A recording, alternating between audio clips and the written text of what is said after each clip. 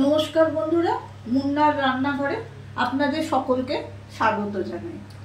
আজ আমি এঁচোড়ের তরকারি করে দেখাচ্ছি। আমি এঁচোড়ের তরকারি করার জন্য এঁচোড়টাকে ছোট করে কেটে একটু ভাপিয়ে রেখেছি। আলু ছোট করে কেটে নিয়েছি, ছোট দুটো টমেটো কুচি করে কেটে রেখেছি, আর এখানে একটা বড় সাইজের পেঁয়াজ এবং একটুখানি আদা, 4-5টা রসুন একসঙ্গে বেটে রেখেছি এবং তাতে দুটো কাঁচা লঙ্কাও আমি দিয়ে রেখেছি। এটা আমি মিক্সিতে পেস্ট করে রেখেছি। এছাড়া গুঁড়ো মশলার মধ্যে আমার লাগবে নুন, তেল তো লাগবেই, তাছাড়া হলুদ, ধনে গুঁড়ো, জিরে গুঁড়ো, লঙ্কা গুঁড়ো এবং একটু মিষ্টি, এই আমার লাগবে। আমি রান্নাটা শুরু করছি। গ্যাস ওভেনটা বাড়িয়ে দিলাম, আমার কড়াইটা শুকিয়েই গেছে। আমি প্রথমে 6 চামচ, বড় চামচের এই চামচের 6 চামচ মতো তেল দেবো, কারণ আমার পরিমাণটা তরকারির একটু বেশি, তাই।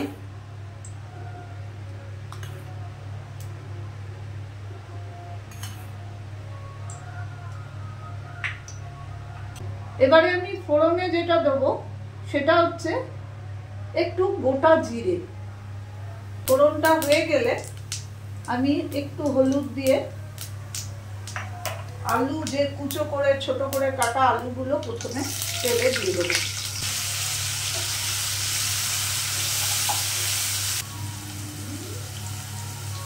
একটু যখন আলুগুলো ভাজা ভাজা হয়ে যাবে, আমি কিন্তু এরই মধ্যে এঁচোড়গুলো দিয়ে দেবো। এঁচোড়টা যদি একটুখানি ভাপিয়ে জলটা ঝরিয়ে রেখে দেন, তাহলে এই তরকারিটা করতে কিন্তু খুব বেশি সময় লাগবে না।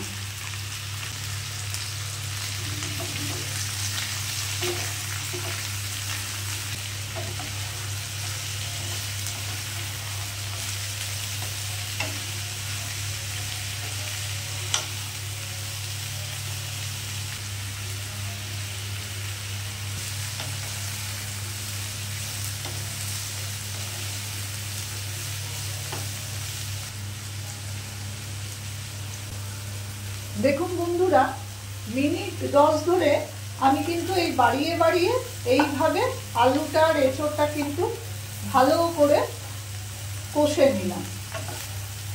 এবারে আমি এর মধ্যে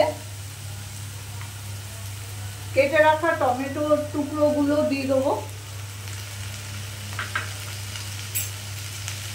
পেঁয়াজ বাটা যেটা ছিল সেইটা আমি এর মধ্যে দিয়ে দেবো। দিয়ে দেবো নুন, ছোট চামচে প্রায় 2 চামচ হলুদ গুঁড়ো,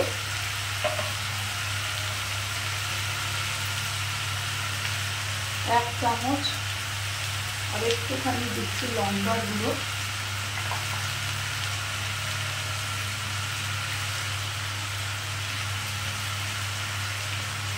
ধনে গুঁড়ো 2 চামচ, জিরে গুঁড়ো 2 চামচ, 2 চামচ নয় 1.5 চামচ মতো দিই। এবং সেই সঙ্গে আমি অল্প করে একটু চিনি দিলাম। নুন চিনি ব্যালেন্স না হলে তরকারিটা খেতে ভালো হয় না। এবারে আমি সমস্ত জিনিসটাকে নিয়ে কষতে আরম্ভ করলাম। এভাবে করলে এঁচোড়ের তরকারি খেতে যেমন ভালো হয়, সময়টাও কম লাগে। এইভাবে আমার কিন্তু কষাটা মিনিট 10 ধরে এইভাবে আমি কিন্তু কষছি। যদি আপনাদের মনে হয় যে এইভাবে শুকিয়ে যাচ্ছে, মশলাটা পুড়ে যাওয়ার একটা প্রবণতা দেখা দিচ্ছে, তখন আপনারা হালকা করে একটু জল তরকারির মধ্যে দিয়ে দেবেন, দিয়ে আবার ভালো করে কষতে থাকবে যতক্ষণ না পেঁয়াজ রসুনের এবং আদার কাঁচা গন্ধটা চলে যাচ্ছে, ততক্ষণ কিন্তু আমাদের এটা কষতে হবে।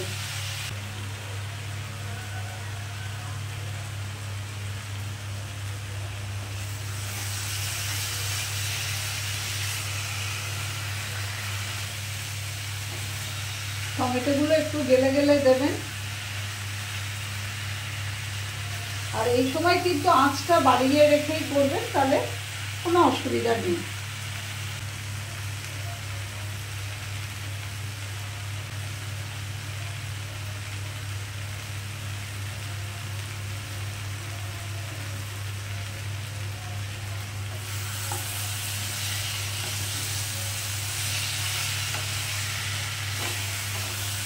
এবারে দেখুন বন্ধুরা, অনেকটাই কষাটা কমপ্লিট হয়ে গেছে আমার। আমি তো খুব বেশি তেল দিয়ে বসাইনি, তাই তেল যে ছেড়ে খুব একটা গা দিয়ে দেখা যাবে তা কিন্তু হবে না।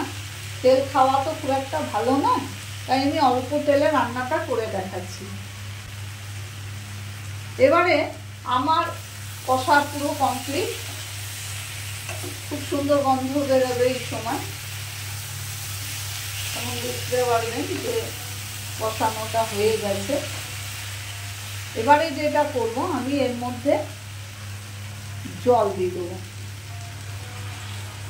পর্যাপ্ত পরিমাণ জল দেবেন, কারণ আলুগুলো একটু সেদ্ধ হবে।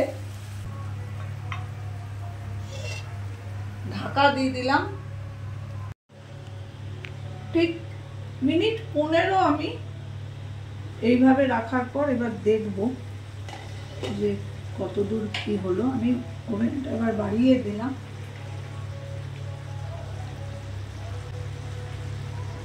এইভাবে আলুটা একটু দেখে নেব। হ্যাঁ, আলুটাও সেদ্ধ হয়ে গেছে।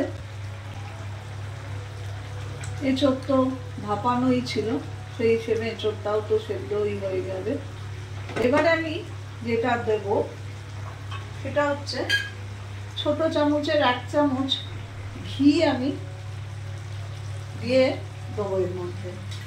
এই ঘিটাকে ভালো করে আমি মিশিয়ে, এটা একটু ঝোল রাখবো যাতে ভাত দিয়ে মেখে খাওয়া যায়।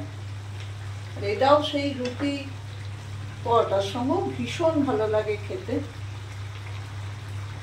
ওপরে আপনারা চাইলে গরম মশলা দিতে পারেন।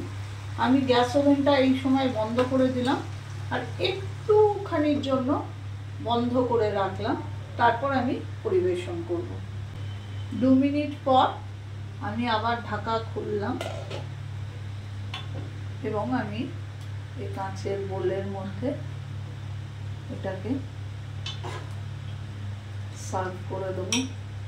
আমি অল্প করে সার্ভ করে আপনাদের দেখাচ্ছি। এই দেখুন, এঁচোড় আলুর তরকারি আমার পুরোপুরি কমপ্লিট হয়ে গেল।